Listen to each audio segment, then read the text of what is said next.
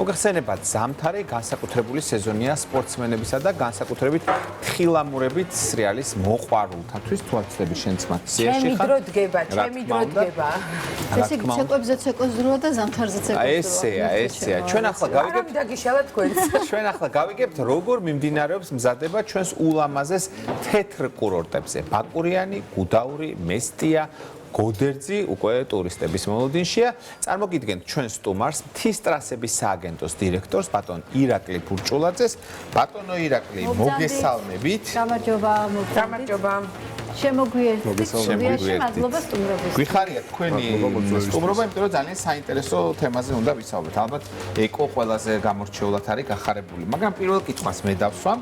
დავიწყოთ ბაკურიანით, რადგან როგორც ვიცი, დღეს უკვე გაიხსნა დიდველი სასრიალო არეალი, როგორ ჩაიარა გახსნამ და საერთოდ ბაკურიანის პოტენციალზე მოგვიყევით წელს.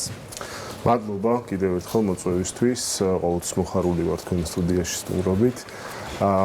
დიდველის არეალი დღეს გაიხსნა, რამოდენიმე საბაგირო, აქტივობა ბაკურიანში უკვე მაღალი არის, წინასაახალწლო პერიოდში შევდივარ და შესაბამისად ვიზიტორების რაოდენობა ყოველდღიურად იზრდება.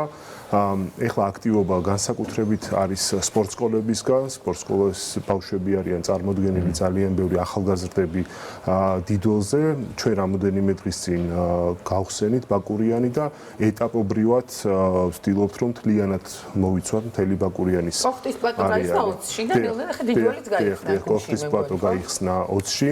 ჩვენ მაქსიმალურად ვცდილობთ ვაწარმოოთ იმ რაოდენობის თოვლი, რომ ასევე კოხტის ზედა მხარეს კოხტა გორაც გავხსნათ, როგორც ეს ეგრეთ წოდებული კოხტა გორა და მთლიანად, ანუ მთელი ბაკურიანი რაც შეიძლება მალე გავხსნათ, იმიტომ რომ მომართვიანობა სოციმედიაში ძალიან მაღალია და ხვდებით, რომ წელს საკმაოდ ბევრი ვიზიტორი გვეყოლება ბაკურიანში. ესე იგი ძალიან კარგია რომ ზრუნავთ ამ ხელოვნურ გათოვლიანებასთან ერთად, ანუ ფაქტობრივად ბუნებას ეხმარებით.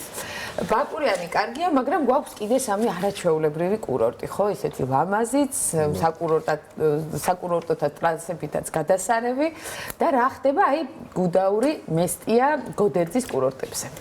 ჩვენ დაანონსებული გვაქვს, რომ სხვა კურორტები 27 დეკემბრიდან გაიხსნება, თუმცა წელს სამწუხაროდ არ გვაძლევს ნალექი იმის საშუალებას, რომ ბოლომდე ვისაუბროთ ზუსტად რა ტრასების შესაძლებლობა გვექნება რომ გავხსნათ, თუმცა მინდა განვაცხადო, რომ საბაგიროების ნაწილში ნამდვილად ყველგან გაიხსნება საბაგირო, ეს იქნება გუდაურზე, ეს იქნება ჰაწვალზე თუ გოდერძიზე.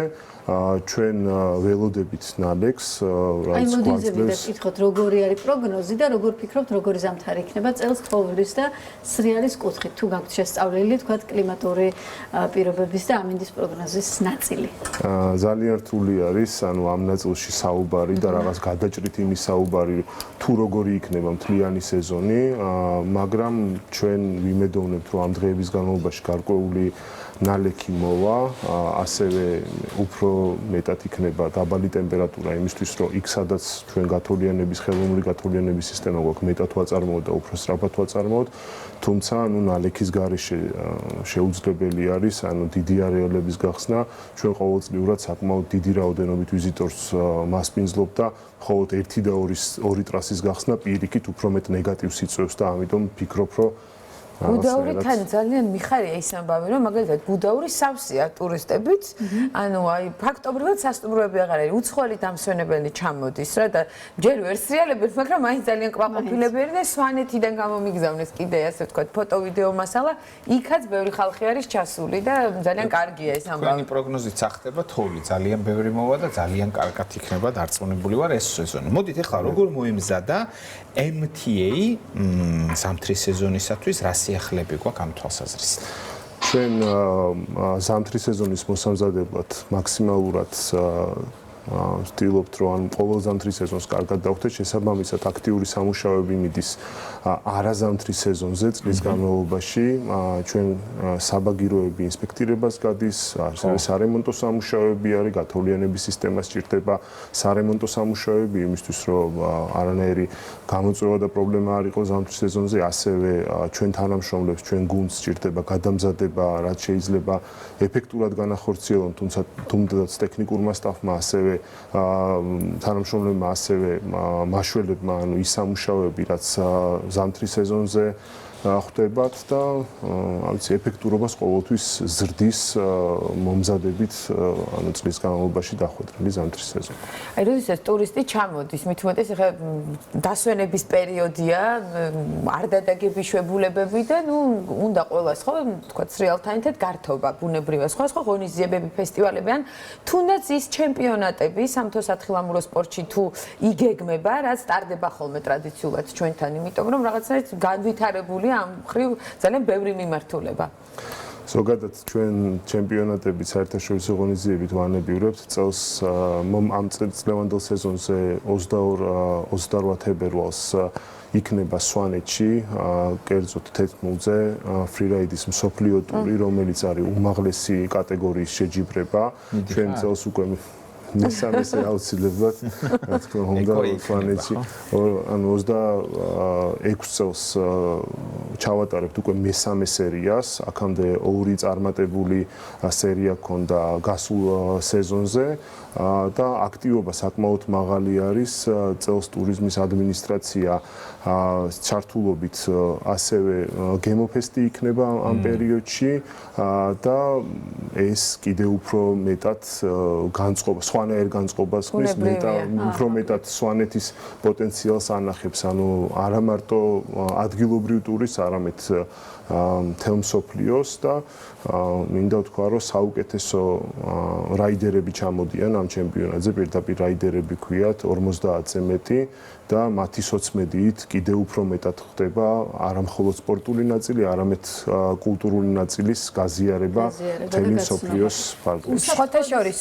ბოდიში მარიკა, ის შეხოთაშორის რაიდერები რადგან აღნიშნეთ, აქ ვიტყვი რომ ეს ჩემპიონატი ტარდება და ისე კიდე აი ევროპიდან მე ვიცნობ რამდენიმე ჩემი მეგობრები სპეციალურად მოდიან 10 დღე ეს ფრირაიდერები რომ კონკრეტულად სვანეთში ისრიალონ თან დადიან მთელ მსოფლიოში აი ყველგან ქართულად გითხარ ეს ფრირაიდერი რა არის? ნახე თავისუფალი ხო აი ეხლა შენ უყურებ იმაზე ეკრანზე თავისუფალი სტილით სრიალი დაშვება ტრასების გარეშე და გაუყვალა გზაზე ნუ ძალიან გრძელი სახელია და ასე ქვია მათ რატომღაც და სულ აღნიშნავენ რომ ესე იგი სვანეთისა ეს მათი მიმართულება სვანეთში გამორჩეული არის და სხვათა შორის მე ისიც ვიცი რომ ჩატარდა რაღაც დიდი კვლევა და ამიერკავკასიაში ყველაზე კარგი ხარისხის თოვლი მოდის სვანეთში აი ესეთი დასტურიც არის ოფიციალურად დადასტურებული. მოდიან და სრიალებენ.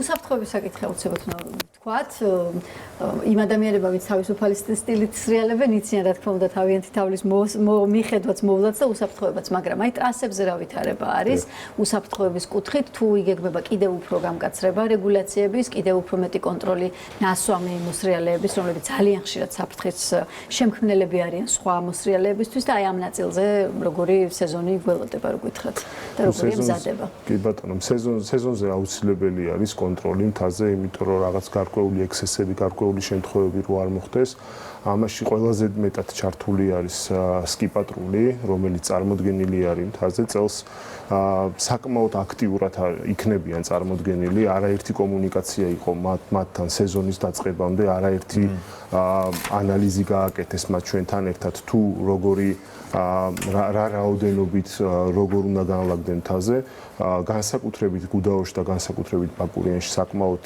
დიდი ოდენობა იმისთვის, რომ კონტროლი იყოს. შემდგომში ჩვენი გუნდიც, რომელიც მაშველები არიან და საზღვაო მაშველები უსაფრთხოების ნაწილში ერთვებიან, არა მარტო ტრასებზე, არამედ ტრასების გარეთაც გვიწევს ხოლმე მუშაობა, იმიტომ გარკვეული შემთხვევები არის ზამთრის სეზონზე, ზუსტად ფრირაიდმაც მოიტანა ის, რომ გაუყვალო თოვლში ბევრი გადადის. თან სნოუბორდისტები სულ ცდებიან ამ ოფიციალურ ასე ვთქვათ ტრასებს და გადიან რა თქმა უნდა მიბაძონ ფრირაიდერებს, თვითონ რა შეუძლიათ არამარკირებული ტრასებიდან გადასვლა ძალიან პოპულარული არის ყველა ქვეყანაში, განსაკუთრებით როდესაც გაძლევს ანუ ეს არეალები ამის საშუალებას და პოპულარობის სარგებლობს, თუმცა მაქსიმალურად მათაც უნდა გაითვალისწინონ ჩვენი ნიშნები, მინიშნებები, რომ საზღვაო ნაწილში, საზღვაო ზონებში არ შევიდნენ და ასე შემდეგ. თუმცა საზღვაო ნაწილზეც კონტროლი გვაქვს მაქსიმალურად და ესეც ერთ-ერთი უსაფრთხოების ნაწილია გუდაურში და სვანეთში და კონკრეტულად 10-ზე ჩვენ საზღვაო მიმართულებით ძალიან ბევრი და კარგი ნაბიჯი გვაქვს გადადგმული იმისთვის, რომ ფაქტობრივად მთელ არეალებზე განვახორციელოთ საზღვაო კონტროლი. მოკლედ ის დარჩენია ბუნებას, რომ თოვლი გამოუშვას ჩვენთან, საქართველოს მზად არის ტურისტების მისაღებად, არა მხოლოდ ტურისტების, საქართველოში ძალიან პოპულარულია მთის კურორტების და სათხილამურო სპორტი ზოგადად და მოკლედ ყველა ის ადამიანი, ვინც აი ამ სპორტით არის დაკავებული, ელოდება ამ ამბავს საქართველოში, ველოდებით, ხო?